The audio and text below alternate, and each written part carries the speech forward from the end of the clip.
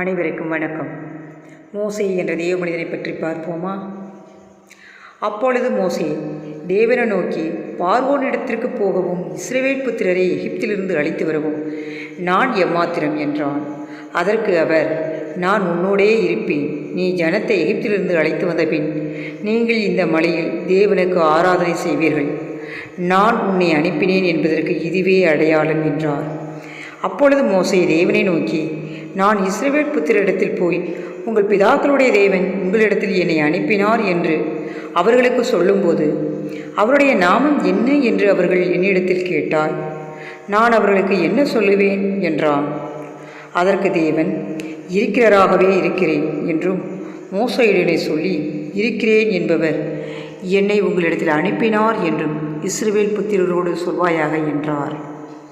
மேலும் தேவன் மோசேயை நோக்கி, ஆபிரகாமின் தேவனும் ஈசாக்கின் தேவனும் யாக்கோபின் தேவனுமாய் இருக்கிற உங்கள் பிதாக்களுடைய தேவனாகிய கர்த்தர் என்னை உங்களிடத்திற்கு அனுப்பினார் என்று நீ இஸ்ரவேல் புத்திரருக்கு சொல்வாயாக.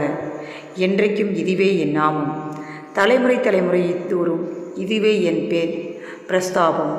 நீ போய் இஸ்ரவேல் மூப்பரை கூட்டி அவர்களிடத்தில், ஆபிரகாம், ஈசாக்கு, யாக்கோபு என்பவருடைய தேவனாயிருக்கிற உங்கள் பிதாக்களுடைய தேவனாகிய கர்த்தர் எனக்கு தரிசனமாகி உங்களை நிச்சயமாய் சந்தித்து எகிப்தில் உங்களை செய்யப்பட்டதை கண்டேன் என்றும், நான் உங்களை எகிப்தில் சிறுமையிலிருந்து நீக்கி பாலும் தேனும் ஓடுகிற தேசமாகிய கானானியர், எத்தியர், எமோரியர், பெருசியர், ஏவியர், எபுசியருடைய தேசத்திற்கு கொண்டு போவேன் என்றும் சொன்னேன் என்றார். அவர்கள் உன் வாக்குக்கு செவி கொடுப்பார்கள். அப்பொழுது நீயும் இஸ்ரவேலின் மூப்பரும் எகிப்தின் ராஜாவினிடத்தில் போய், எபிரேயருடைய தேவனாகிய கர்த்தர் எங்களை சந்தித்தார்.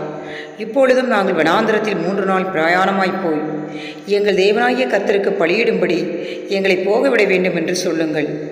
ஆனாலும் எகிப்தின் ராஜா கைவல்லமையை கண்டால் ஒழிய உங்களை போக விடான் என்று நான் அறிவேன்.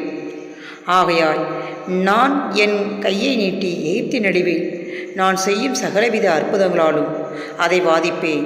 அதற்கு பின் அவன் உங்களை போக விடுவான். அப்பொழுது இந்த ஜனங்கள் எகிப்தியரின் கண்களில் தயவு கிடைக்க பண்ணுவேன்.